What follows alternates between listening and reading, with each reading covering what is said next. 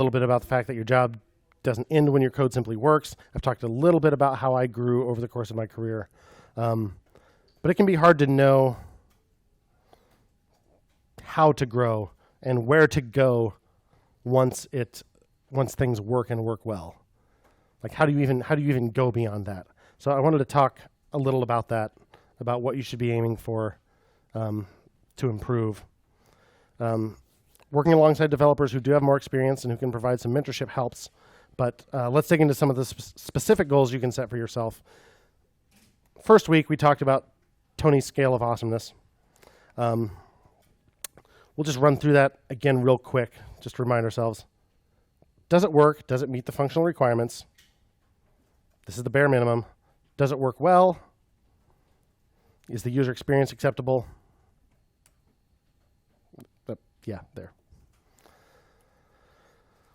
And this could be something like making sure that when the page loads, the focus is in a sensible place, or making sure that the page loads in a reasonable amount of time. That kind of stuff. Does the back button do what people would expect it to do? Could it work better? In other words, can it be maintained? Can the code be refactored? Who knows what refactoring is? All right, what's refactoring, Jake?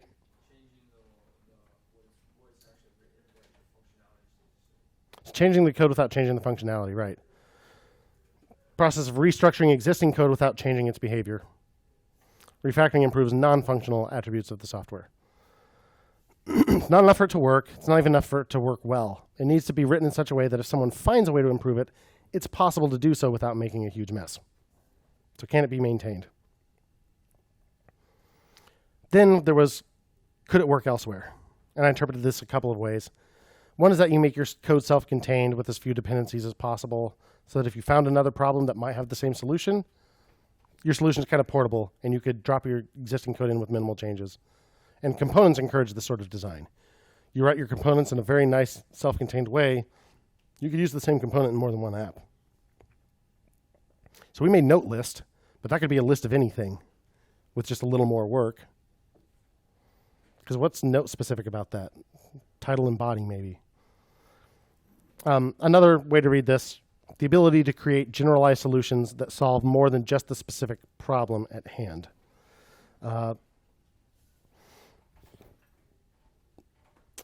Things like writing reusable packages. So back at the job where Miles and I worked together before we started Fretless, we had occasion to export PDFs from our app. Now, the views in our app were HTML, right? And CSS. And we needed to make PDFs out of that. And I happened to know that there was a command line utility called WKHTML to PDF, WebKit HTML to PDF, that would do this thing. So we used that to solve the problem. But Miles went a step further. He said, you know what? I can make this a reusable package without much extra work. So he did that, and he made a Ruby gem, which is like an NPM package, but in the Ruby ecosystem. So he made that thing, called it Wicked PDF. He got tired of maintaining it eventually, and Dave Jones took over.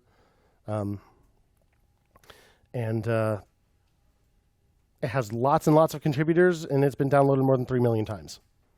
Because he just took a little extra time to make this reusable so that it wouldn't just put out the PDF we wanted in that one situation, but could be dropped into any Ruby project to generate a PDF from HTML. So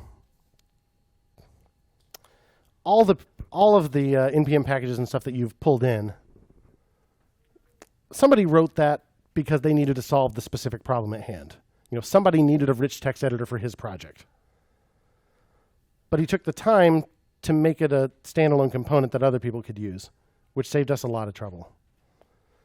So think about ways in which you could turn what you've written into something reusable and open source it. Then there's other things that I kind of made subpoints of can it be maintained. Can anyone else understand it? Everyone else? Writing readable code is really important. And then also, will it work in a year? Will it work in 5 years? Now, it's impossible to make your code completely future-proof, but you can do a lot to ensure that it keeps running. If you get a deprecation warning in your console or in your server output or something, Pay attention to that. Sure, it works now, but they're going to remove this at some point in the future. So go ahead and fix it so that it isn't guaranteed to break in another year. That kind of stuff. Use best practices. Make sure to specify the version numbers of your dependencies. Thankfully, Yarn and NPM both do this automatically. But in second session or first session, I can't remember, Rebase was updated to a new major version. So when we ran yarn add rebase, it installed 3.0 instead of 2.9 something or whatever the previous version was. And they took out a bunch of stuff. So we had to figure it out on the fly. Now the alternative was we could have specified the older version in our package.json and kept using it the way we wanted to. But since I knew that that stuff was deprecated, we went ahead and figured out the new way, and that's what we did in our class too, using the new API. Anyway, the point of the scale is to keep growing. You can always be better, and just because your code works doesn't mean you're finished, and that there's no more room for improvement. So that leads kind of to the question of what is a senior developer anyway? How is that judged? A lot of places have very vague notions of what this means.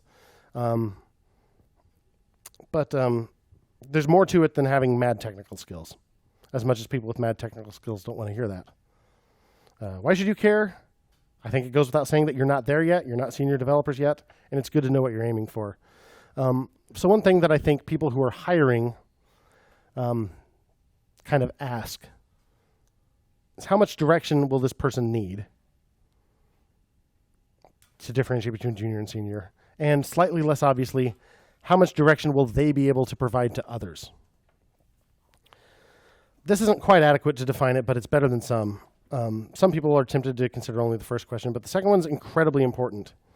So since you're just beginning your careers, how can you use these criteria to guide your growth as professionals? So a company called Frontside made a really great framework for how they determine seniority. The conjoined triangles of senior development. Jokey title, but a really good system, actually. They defined seniority as the intersection of how well a person works independently and leads, how technically capable they are, and how well they connect and contribute to a larger community. So, these three things. How well a person works independently and leads, i.e. leadership. How technically capable they are, technical capability. And how well they connect and contribute to a larger community. Community or connectedness. So at the center of this Venn diagram is the mythical senior developer. But each of these three areas has a junior to senior path of its own. If it's starting to sound like a lot of work, good, it is. A lot of people aren't even interested in developing to that level. But if you are, we'll talk about kind of how to grow in each of the areas. So we'll start with technical capability, the kind of obvious one.